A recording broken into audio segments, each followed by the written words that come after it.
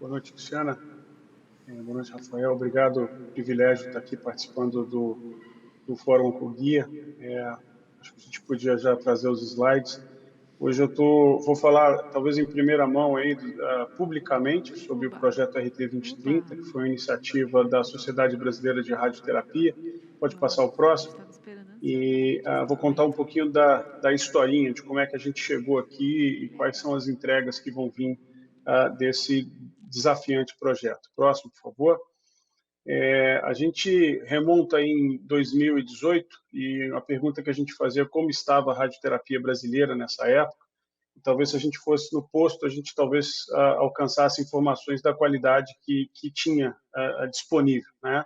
Pode passar o próximo. A gente sabia que vivia uma dificuldade imensa de acesso. Os pacientes não conseguiam alcançar o cuidado necessário. Pode passar o próximo.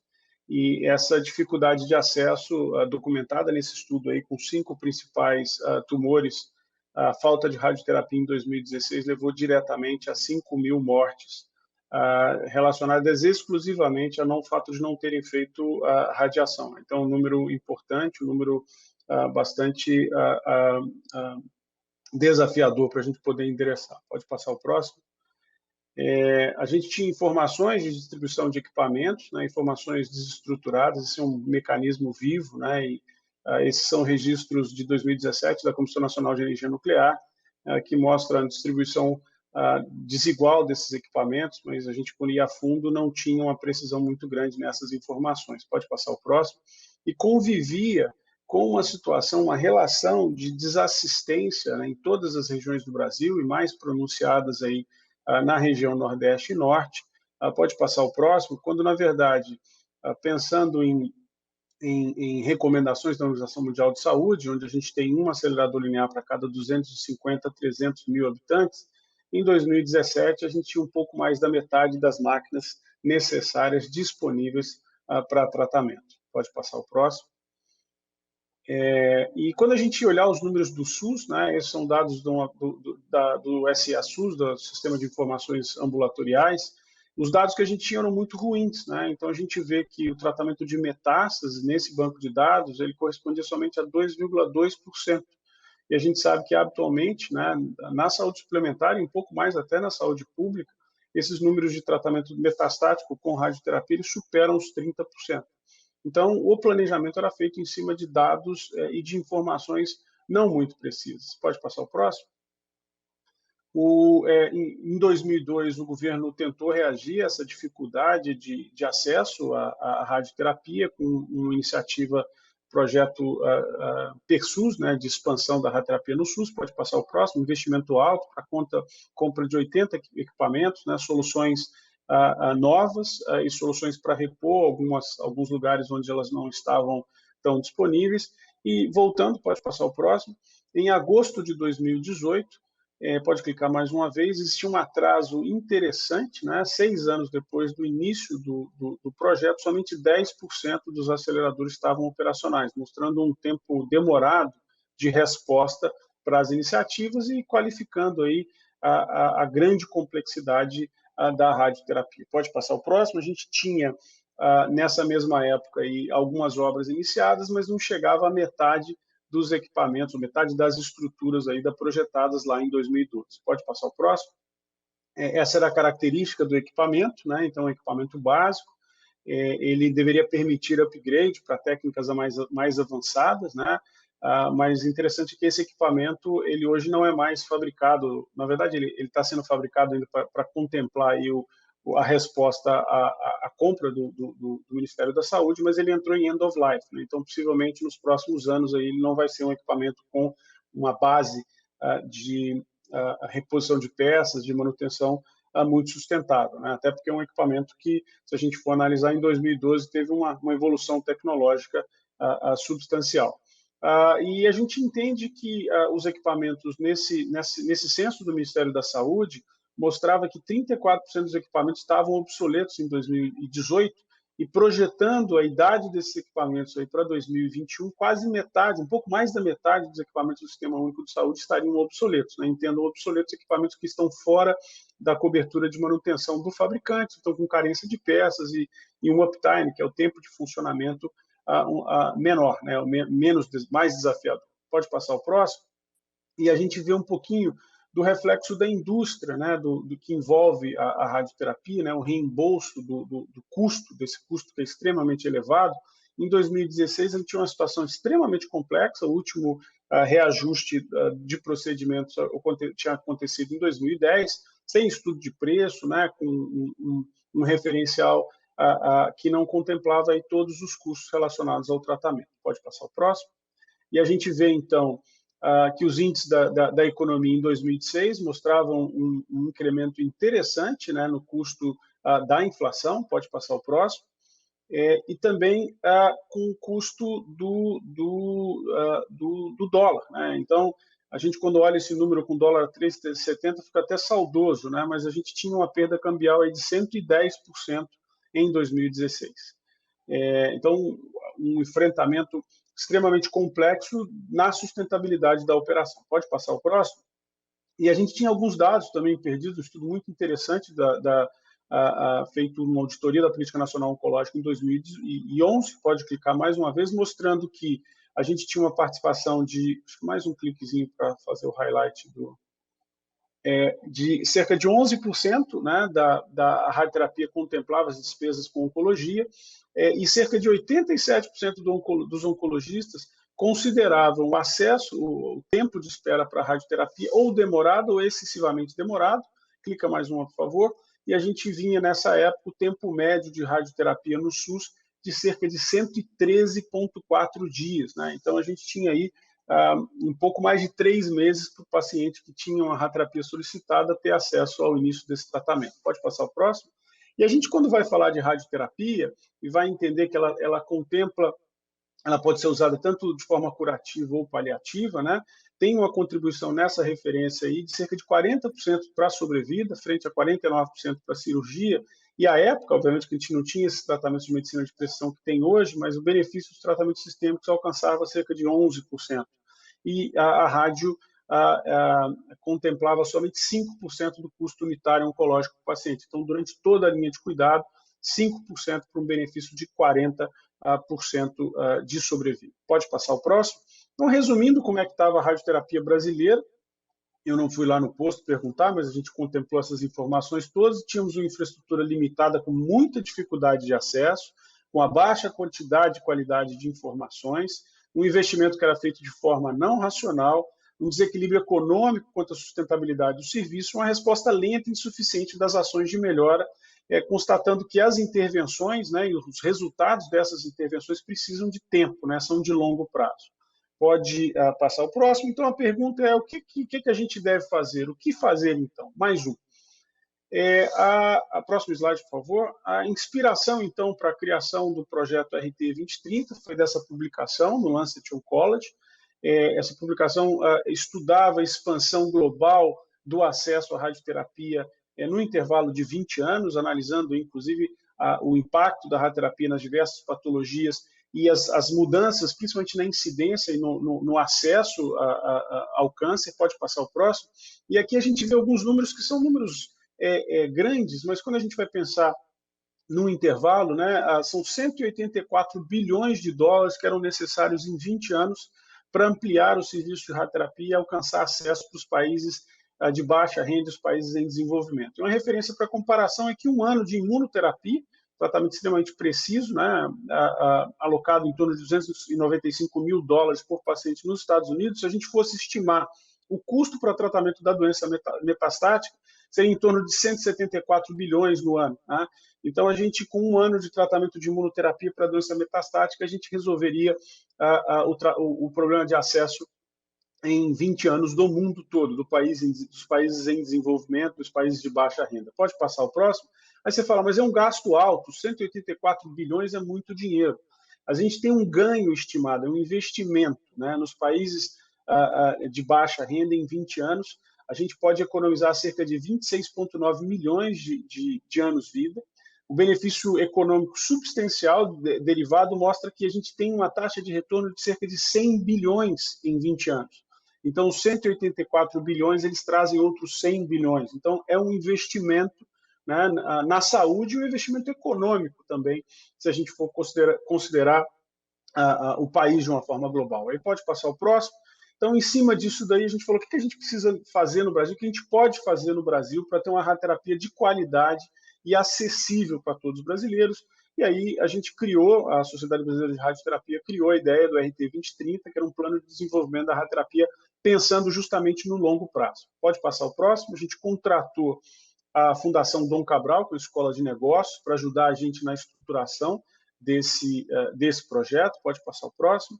Então, em fevereiro de 2019, a gente teve o primeiro meeting, né, um meeting meio que foi um brainstorm para entender quais eram as dores e como que a gente conseguia organizar essas energias. Pode passar o próximo. E acho que veio a grande beleza da ideia é que a gente trouxe para a mesa todos os atores do cenário da radioterapia. Então, as empresas que produzem equipamento, o Ministério da Saúde, empresas de manutenção, empresas de tecnologia, Instituto Nacional do Câncer, a gente teve acesso a apoio da ANAP, da ABFIC, das fundações de Santa Casa, a BFM, que é a Associação de Física Médica, a Associação de Dosimetristas, Comissão Nacional de Energia Nuclear.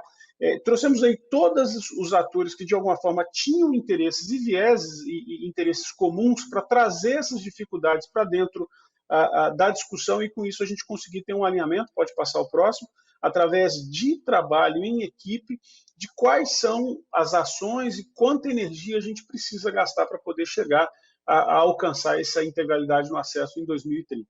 Pode passar o próximo. Então, criamos 7 grupos de trabalho, um grupo que era um diagnóstico e banco de dados, um de infraestrutura, um para gestão e operação, um para aspectos regulatórios, um econômico-financeiro, recursos humanos e tecnologia. Pode passar o próximo. No grupo de diagnóstico e banco de dados, estudamos, inclusive, a transição demográfica e epidemiológica. Né? Pode passar mais um. Então, a gente sabe que a partir dos 65 anos a incidência de câncer é muito maior. Né? Então, a gente projetou a idade desses pacientes em 2030, pacientes com mais de 65 anos, o impacto que isso traria no aumento do diagnóstico de câncer. Então, vou trazer aqui alguns spoilers para você. Pode passar o próximo. A gente vai ficar pequenininho para eu poder ler os números aqui.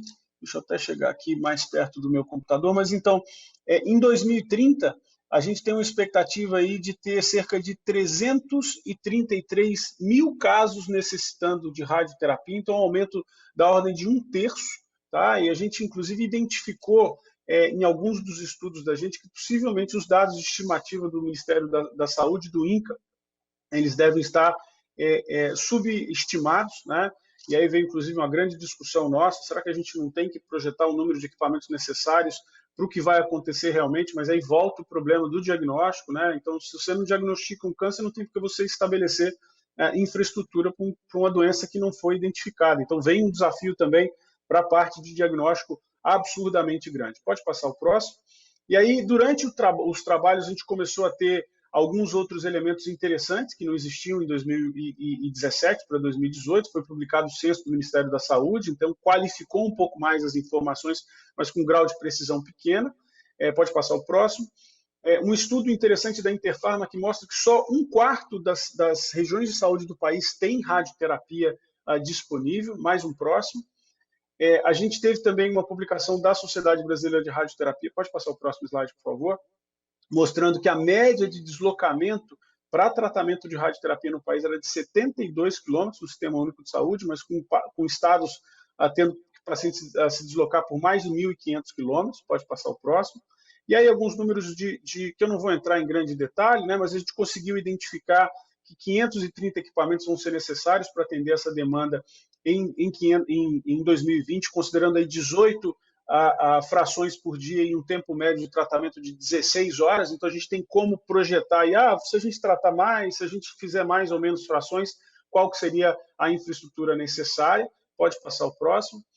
Tivemos uma atualização das informações do Ministério da Saúde agora, ele ficou fora do ar um tempo e esse mês agora mostra que em 8 anos e 10 meses, das 80 soluções que viraram 100, somente 33 estão operacionais. A gente tem aí 8 aguardando autorizações das mais diversas fontes, né? Mas mostrando ainda que o desafio segue, e segue muito importante. Mais um, por favor, mais um slide. E aí, quando a gente projeta onde vão estar instaladas esses equipamentos e sobrepõe com as regiões de saúde, a gente constata que, na verdade, a gente não está ampliando o acesso, né? A gente está simplesmente populando regiões que, teoricamente, já têm a disponibilidade de equipamentos. Para vocês terem ideia, somente 130 cidades no país têm equipamentos de radioterapia. A média de aceleradores de serviço é da ordem de 1,4. Pode passar mais uma.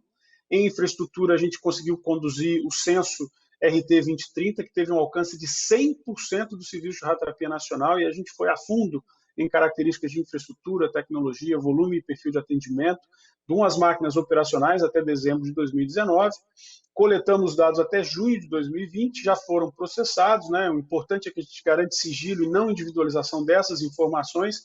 Esses dados estão tabulados, estão analisados, pode passar o próximo, vem mais um spoiler aí, que mostrou, então, que 231 mil pacientes foram tratados em 2019, 65% deles no SUS. Se a gente for considerar que 80% da população está coberta, a gente já tem uma carência grande de acesso.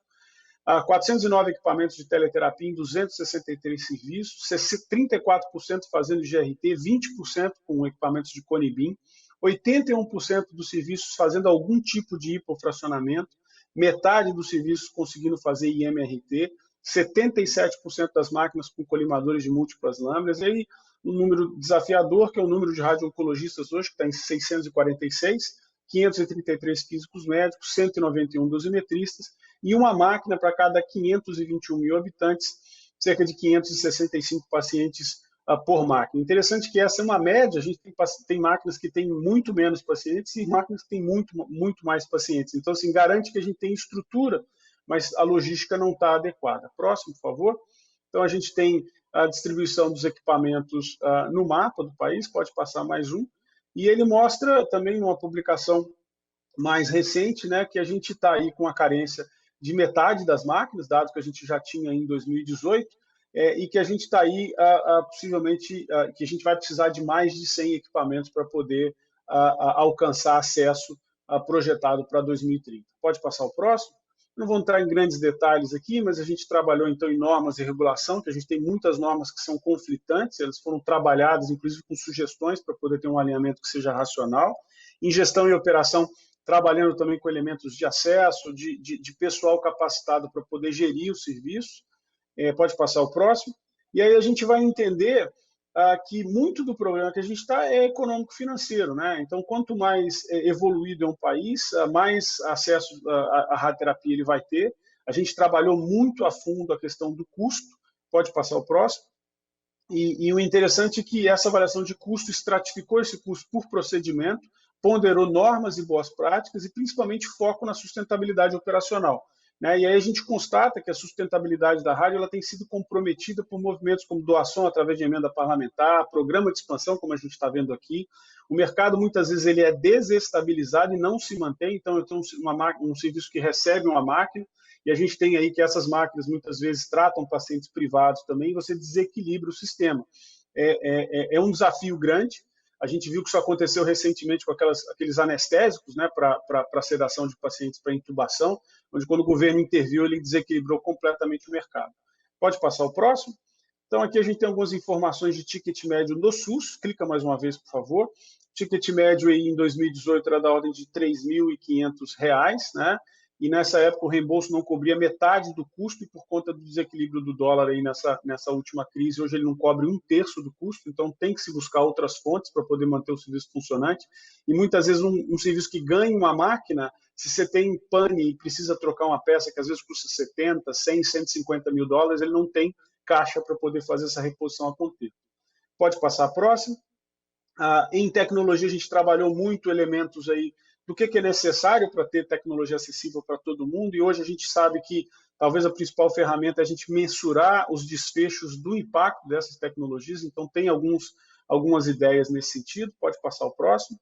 Em recursos humanos, trabalhamos aí, inclusive, a quantidade de horas devidamente dedicadas por paciente para garantir o cuidado integral. Pode passar o próximo. Cruzamos alguns dados aí também recentes com a publicação demográfica do Conselho Federal de Medicina, né? Pode passar o próximo. E aí a gente constatou que a gente vai precisar aí de cerca de um pouco mais de 1.000 médicos em 2030 para atender todos os pacientes com qualidade, né, dentro da tecnologia disponível.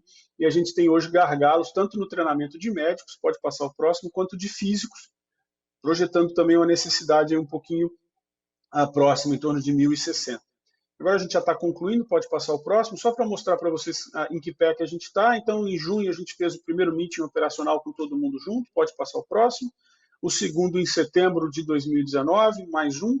E aí fizemos alguns eventos, esse é o núcleo duro, né, o Steering Committee, que está aí gastando energia grande para a gente entregar logo o produto desse trabalho. Pode passar o próximo. A gente se encontrou aí antes da pandemia presencialmente por 2 ocasiões, né, mais um, por favor.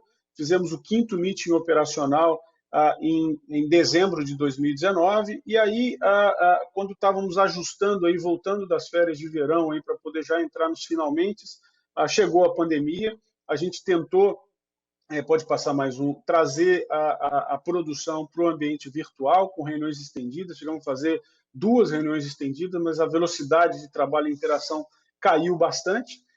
E aí, com a decisão da condução do censo, a gente acabou atrasando um pouquinho mais, pode passar o próximo, e o processamento dessas informações aí acabou demorando, eles já estão completamente tabulados, a gente está em fase de revisão do documento final, que está com quase 200 páginas, a gente deve fazer o meeting final ainda nesse mês, e estamos com uma grande expectativa de publicar o relatório em junho de 2020, pode passar o próximo. Então, assim, é a nossa energia para tentar fazer com que a radioterapia seja de qualidade e acessível para todos os brasileiros em 2030.